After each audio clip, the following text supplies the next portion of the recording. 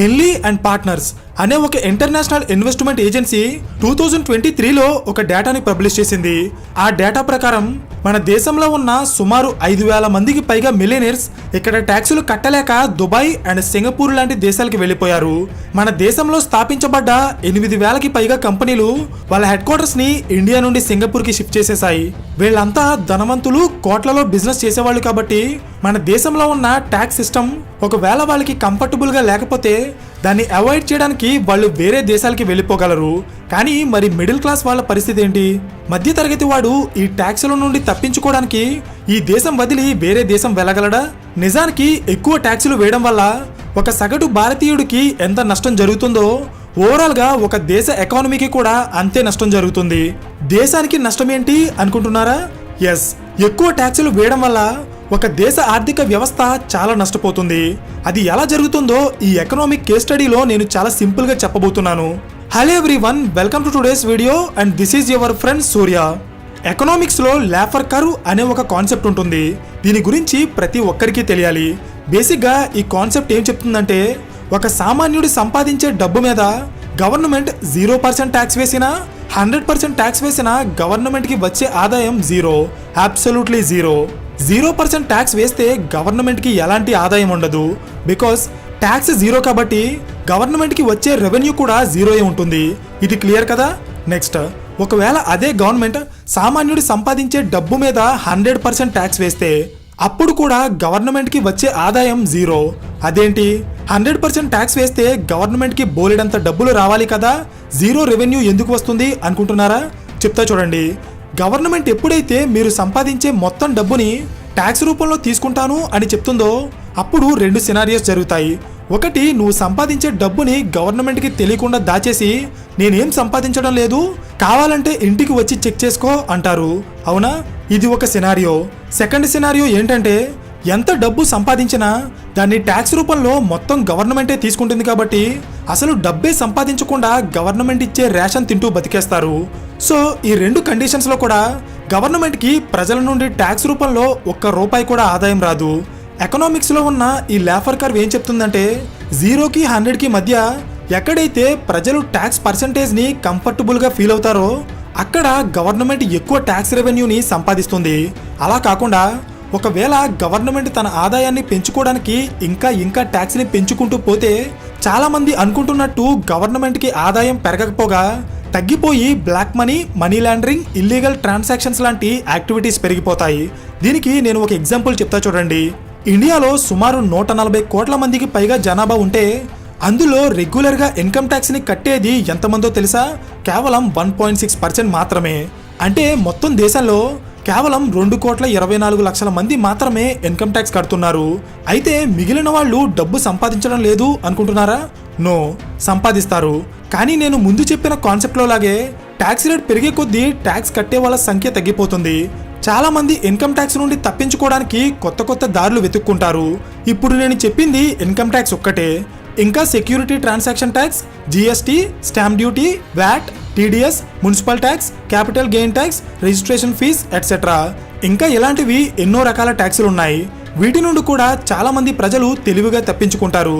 For example, మనం real estate సెక్టార్ని ఒకసారి గమనిస్తే ముంబై, ఢిల్లీ, చెన్నై అండ్ హైదరాబాద్ ఇలాంటి ఏ మెట్రోపాలిటన్ సిటీని తీసుకున్నా అక్కడ ఉండే ప్రాపర్టీ ప్రైజెస్ ఆకాశాన్ని తాకుతుంటాయి. దీనికి కారణం అక్కడ జరిగే డెవలప్మెంట్ మాత్రమే కాదు, ట్యాక్స్. అక్కడ ఉండే ప్రాపర్టీస్ యొక్క టోటల్ వాల్యూలో దాదాపు 50% ట్యాక్సే ఉంటుంది. సో ఈ ట్యాక్స్ ని అవాయిడ్ చేయడానికి చాలా మంది ప్రాపర్టీస్ ని రిజిస్టర్ చేసేటప్పుడు దాని వాల్యూని తక్కువగా చూపిస్తారు. ఫర్ ఎగ్జాంపుల్, హైదరాబాద్ లో ₹1 కోటి ప్రాపర్టీ అమ్మకం జరిగితే డాక్యుమెంట్స్ లో దాని వాల్యూ 20 to 30 lakhs మాత్రమే ఉంటుంది. అండ్ కొనేవాళ్ళు కూడా ఆ 30 lakhsకే స్టాంప్ డ్యూటీ అండ్ ట్యాక్సెస్ కడతారు. మిగిలిన 70 lakhs కూడా బ్లాక్ మనీ రూపంలో ట్రాన్స్ఫర్ అవుతుంది. అంటే డైరెక్ట్ గా క్యాష్ రూపంలో బయ్యర్ అండ్ సెల్లర్ చేతులు మారుతుంది. ఇలా ఎందుకు జరుగుతుందో తెలుసా? High tax rate.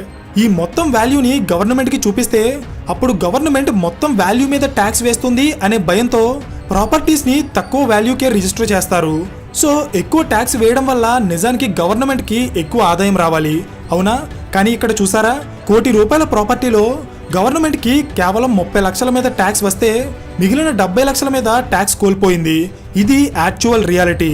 ఇలా జరిగేది కేవలం రియల్ ఎస్టేట్లో మాత్రమే కాదు, ఇంకా ఎన్నో సెక్టార్స్లో గవర్నమెంట్ వేసే ట్యాక్సుల నుండి తప్పించుకోవడానికి చాలా మంది ఎన్నో దారులు వెతుక్కుంటారు. అయితే ఇక్కడ మీకు చిన్న ఇన్ఫర్మేషన్. రీసెంట్ టైమ్స్లో ఒకవైపు గవర్నమెంట్ విపరీతంగా ట్యాక్సులు వేసి మన ఆదాయాన్ని తినేస్తుంటే, మరోవైపు చాలా కంపెనీలు వాళ్ళ ఉద్యోగులని జాబ్స్ నుండి తీసేస్తున్నాయి. ఎంప్లాయీస్ అవసరం లేకో లేదా వర్క్ లేకో కాదు, దీనికి కారణం ఆర్టిఫిషియల్ ఇంటెలిజెన్స్. సో ఏఐ వల్ల మీ జాబ్స్ ఎఫెక్ట్ అవ్వకుండా ఉండటానికి నేను మీకు 3 అవర్స్ ఉండే ఏఐ అండ్ ChatGPT మాస్టర్ క్లాస్ని రికమెండ్ చేస్తున్నాను. ఇది జనరల్గా పెయిడ్ ఉంటుంది, కానీ గ్రోత్ స్కూల్ 3rd యానివర్సరీ ఆఫర్గా మన ఛానల్ నుండి రిజిస్టర్ అయ్యే ఫస్ట్ 1000 వ్యూవర్స్కి ఇది కంప్లీట్గా ఫ్రీ. ఈ వర్క్షాప్లో మీరు 20కి పైగా ఏఐ టూల్స్ని నేర్చుకోవచ్చు. ఇది కేవలం టెక్ ఫీల్డ్లో వర్క్ చేసే వాళ్ళకి మాత్రమే కాదు, non technical fields like sales, marketing, HR and ఆపరేషన్స్తో పాటు even freelancers, entrepreneurs and content క్రియేటర్స్కి కూడా ఇది చాలా బాగా హెల్ప్ అవుతుంది. ఈ వర్క్షాప్కి అటెండ్ అవ్వడం వల్ల మీరు personal branding, Excel skills and data analysis లాంటి స్కిల్స్ని పెంచుకుని మీ కెరియర్ని బూస్ట్ చేసుకోవడం మాత్రమే కాకుండా మంచి జాబ్ తెచ్చుకుని ఎక్కువ శాలరీని కూడా డిమాండ్ చేయొచ్చు.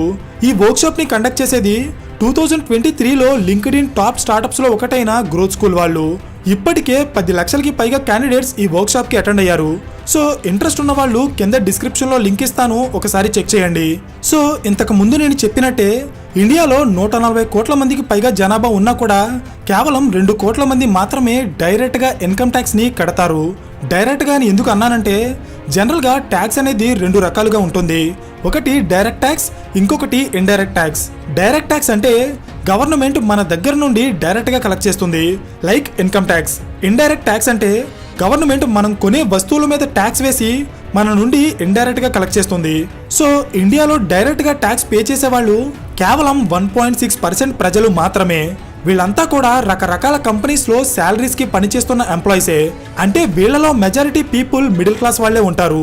సో ఇది విన్నాక జనరల్గా చాలా మందికి వచ్చే డౌట్ ఏంటంటే, ఇండియాలో ఇన్ని కోట్ల మంది జనాభా ఉన్నప్పుడు కేవలం 2 కోట్ల మంది ప్రజలు మాత్రమే ట్యాక్స్ కట్టడం ఏంటి అనుకుంటారు, అవునా?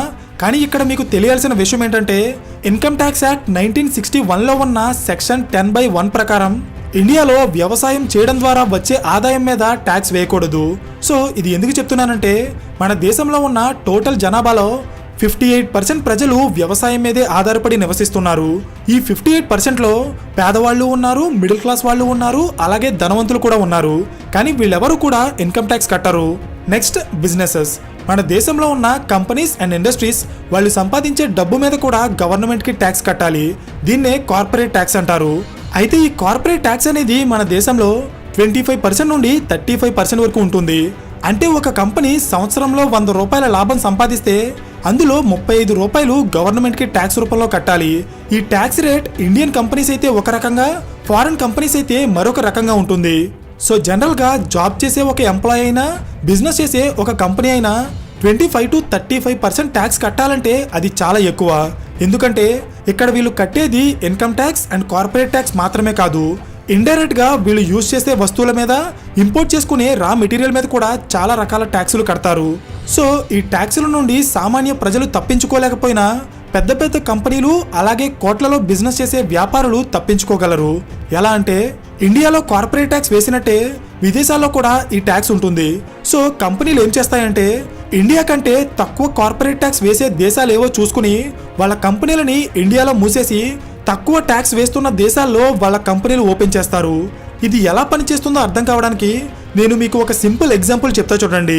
మనకి తెలిసిన చాలా మంది సెలబ్రిటీస్ హైదరాబాద్, చెన్నై అండ్ ముంబై లాంటి సిటీస్లో ఉంటూ వాళ్ళు లగ్జరీ కార్స్ని కొన్నప్పుడు వాటిని పాండుచేరి లాంటి కేంద్రపాలిత ప్రాంతాలకి తీసుకెళ్లి అక్కడ రిజిస్టర్ చేస్తారు. ఎందుకంటే అక్కడ ట్యాక్స్ తక్కువ ఉంటుంది. కానీ నిజానికి ఈ కార్ రిజిస్ట్రేషన్ పాండుచేరిలో ఉన్నా అది తిరిగేది మాత్రం హైదరాబాద్లోనే. మీకు లాజిక్ అర్థమైందా? సేమ్ ఇలాగే ఇండియాలో బిజినెస్ చేస్తున్న చాలా కంపెనీలు గవర్నమెంట్ వేసే ట్యాక్స్ నుండి తప్పించుకోవడానికి వాళ్ళ కంపెనీల యొక్క లొకేషన్ మార్చేసి వేరే దేశాల్లో రిజిస్టర్ చేస్తాయి. కానీ వాళ్ళు బిజినెస్ చేసేది మాత్రం ఇండియాలోనే. దీనికి నేను ఒక ఎగ్జాంపుల్ చెప్తా చూడండి. ఇండియాలో కార్పొరేట్ ట్యాక్స్ 25 to 35% ఉంటే సింగపూర్లో 17%, దుబాయ్లో 9% మాత్రమే ఉంటుంది.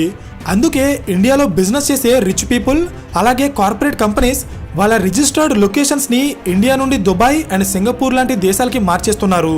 ఇలా చేయడం వల్ల వాళ్ళ మీద ఇండియన్ ట్యాక్స్ లాస్ కాకుండా ఆయా దేశాల్లో ఉండే ట్యాక్స్ లాస్ అప్లై అవుతాయి.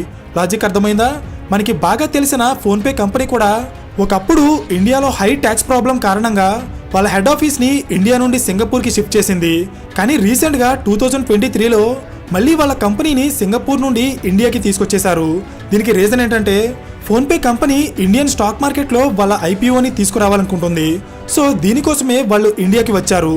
కానీ ఇలా చేయడం వల్ల ఫోన్పే కంపెనీ సుమారు 8,000 కోట్ల రూపాయలు ట్యాక్స్ రూపంలో ఇండియన్ గవర్నమెంట్కి అడిషనల్గా కట్టాల్సి వచ్చింది. సింగపూర్లో ఉంటే వాళ్ళకి ఈ డబ్బంతా మిగిలేది. సో ఈ ట్యాక్స్ సేవ్ చేయడానికే లాస్ట్ 10 ఇయర్స్లో సుమారు 8,000 కంపెనీలు ఇండియా నుండి సింగపూర్కి షిఫ్ట్ అయిపోయాయి. గత కొన్ని సంవత్సరాలుగా అమెరికాకి చైనాకి మధ్య ట్రేడ్ వార్ జరుగుతుంది. దీనివల్ల చైనాలో తయారవుతున్న వస్తువుల మీద అమెరికా చాలా ఎక్కువ ట్యాక్సులు వేస్తుంది.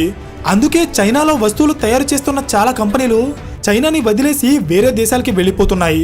ఈ లిస్టులో చైనీస్ కంపెనీస్ని ఎక్కువగా ఆకర్షించే అవకాశం ఇండియాకి ఉన్నా ఆ కంపెనీలు ఇక్కడ ఉన్న హై టాక్సేషన్ వల్ల ఇండియాకి రాకుండా వియత్నాం లాంటి దేశాలకి చాలా ఎక్కువగా వెళ్ళిపోతున్నాయి. ఎందుకంటే వియత్నాంలో లోకల్ కంపెనీ అయినా ఫారెన్ కంపెనీ అయినా వాళ్ళు వేసే కార్పొరేట్ ట్యాక్స్ ఒకటే ఉంటుంది, అదే 20%. కానీ ఇండియాలో లోకల్ కంపెనీ అయితే 25 to 30%, ఫారెన్ కంపెనీ అయితే 35% కార్పొరేట్ ట్యాక్స్ ఉంటుంది. ప్రీవియస్గా ఇది 40% ఉండేది. సో మన దేశంలో ఎక్కువ ట్యాక్స్ ఉండటం వల్ల ఇక్కడ ఫారెన్ ఇన్వెస్ట్మెంట్స్ కూడా తగ్గిపోతున్నాయి. ఫైనల్గా కోట్లలో బిజినెస్ చేసే కంపెనీలకి ధనవంతులకి ఈ ట్యాక్స్ నుండి తప్పించుకోవడానికి ఆప్షన్స్ ఉన్నాయి. కానీ ఎలా చూసినా ఎక్కువ ట్యాక్సుల వల్ల సఫర్ అయ్యేది మాత్రం శాలరీడ్ ఎంప్లాయీసే. బికాస్ వీళ్ళు సంపాదించే ప్రతి రూపాయి గవర్నమెంట్కి తెలిసిపోతుంది. సో ఖచ్చితంగా ట్యాక్స్ కట్టాల్సిందే.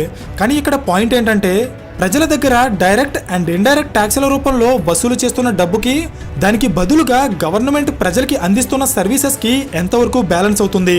ఈ డబ్బుతో గవర్నమెంట్ రోడ్స్ అండ్ ఇన్ఫ్రాస్ట్రక్చర్ లాంటి యాక్టివిటీస్ చేస్తుంది అని అనుకున్నా వాటిని కేవలం ట్యాక్స్ రెవెన్యూ నుండి మాత్రమే నిర్మించడం లేదు, వాటి కోసం సెపరేట్గా అప్పులు కూడా చేస్తున్నారు.